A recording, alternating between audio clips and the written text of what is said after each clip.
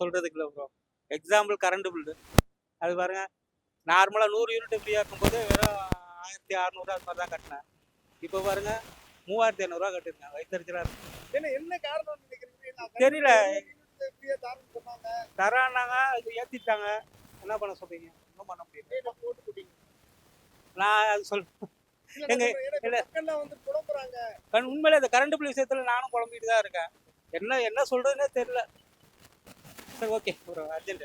100 நாள் ஆட்சி உங்களுக்கு பிடிச்சிருக்கா? ஏதாவது விஷயம் தோணுதான்னா பரவாயில்ல, இது என்ன பண்றாரு, என்ன பண்றது?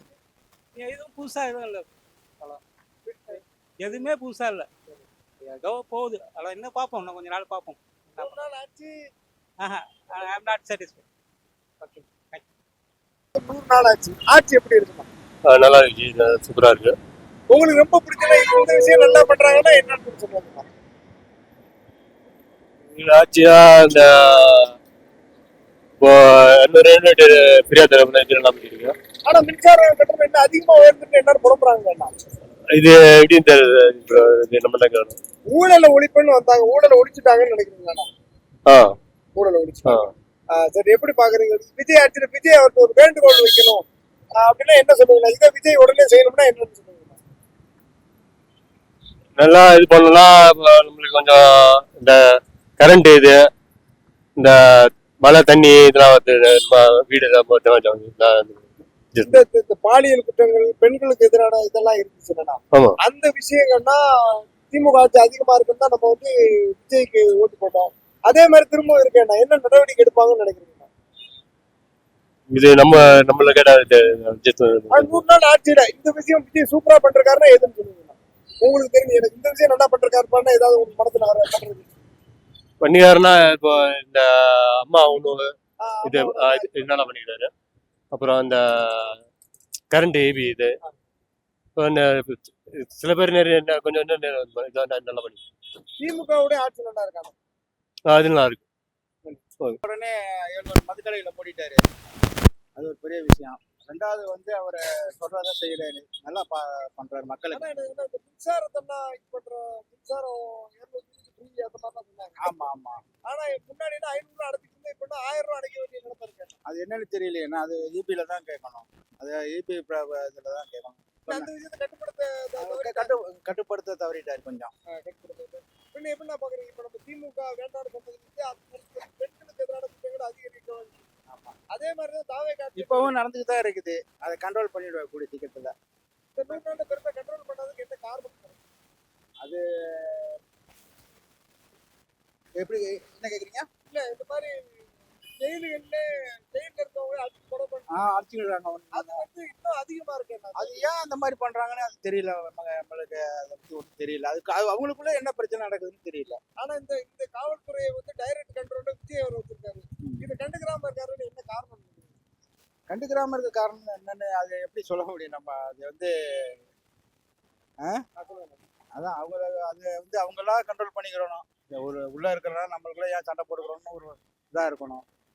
மக்கள் வந்து தெரியாம விஜய்க்கு ஓட்டு போட்டு புலம்புறாங்க அப்படிங்கிறாங்க. அதை பத்தி அதெல்லாம் நானா வந்து பக்கா டிஎம்கே தான். ஆனா இருந்தாலும் இப்ப முன்னாடி நடந்த ஆட்சிக்கும் இப்ப நடக்கிற ஆட்சிக்கும் ரொம்ப வித்தியாசமா இருக்கு. பிடிச்சிருக்கு. ஓகே, இன்னும் போக போக பெட்டரா இருக்குன்னு நினைக்கிறேன். என்ன ஏதாவது இப்ப கரண்ட் பில் அதிகமாயிட்டு மக்கள் புலம்புறாங்க, அது கொஞ்சம் அதிகமான இருக்கு. பெண்களுக்கு எதிரான குற்றங்களும் திமுக ஆட்சி இந்த மாதிரி இருக்குங்கிறாங்க. அதெல்லாம் பாக்குறீங்களா? நான் அனலைஸ் பண்ணல. சரி, நீங்க வந்து நீங்க இந்த டிவி தமிழர் படைகள். ஆனா நீங்க வந்து இப்ப 100 நாள்ல விஜய் இது நல்லா பண்ணியிருக்காருன்னு எதிர்ப்பு உங்க கண்ணுப்பட்டது. ஓகே, பரவாயில்ல, ஓகே, நம்ம அவர் இந்த கரப்ஷன் கொஞ்சம் கட்டுப்படுத்தலாம்னு நினைக்கிறாரு. அது பட் அவ்வளவு ஈஸியான டாஸ்கா இருக்காது. ஏன்னா ஊறிடுச்சு அது மெதுவாக தான் அப்டேட் பண்ண முடியாது. ஆனா அவர் வந்து இந்த இதெல்லாம் பேச மாட்டேங்கிறாரு. அதெல்லாம் எப்படி பாக்குறீங்க? ஆமா, அது கொஞ்சம் பேசணும். அமைச்சர்களுக்குலாம் வந்து கார் கொடுக்குறதுல இருக்கு, எவ்வளவு பிரச்சனைகள் இருக்கு. தேவையில்லை. தேங்க்யூ. டிவிகே ஆட்சிக்கு வந்து 100 நாள் ஆட்சி எப்படி இருக்குமா? நல்லா இருக்குங்க. என்ன உங்களுக்கு ரொம்ப பிடிச்சிருக்கு இதுலயே? சொல்றேன், அவரு சொன்ன வாக்குறுதியெல்லாம் செய்யறாரு. நான் தளபதி என்ன செய்யறாருன்னு சொல்றீங்க? மின்சாரம் 200 யூனிட் அறிவிச்சிருக்காரு. ஆனா வந்து மக்கள் என்ன வந்து திமுக ஆட்சியிலே பரவாயில்லையா அப்படிங்கிற அளவுக்கு 500 ரூபாய் தான் கிடைக்கிறது, 1000 ரூபாய் கட்ட வேண்டியிருக்காங்க. அது இப்போதான் இல்லைண்ணா, அது ஃபர்ஸ்ட்ல இருந்தே நடுவில் அது மட்டும் தான் வருது. ஓகே. இப்போ தான் இந்த யூனிட் ஃப்ரீ பண்ணிட்டாரு, இதுல இருந்து கண்டினியூ பண்ணுவாங்கன்னு நினைக்கிறேன். எப்போ கேஸ் கொடுப்பீங்க?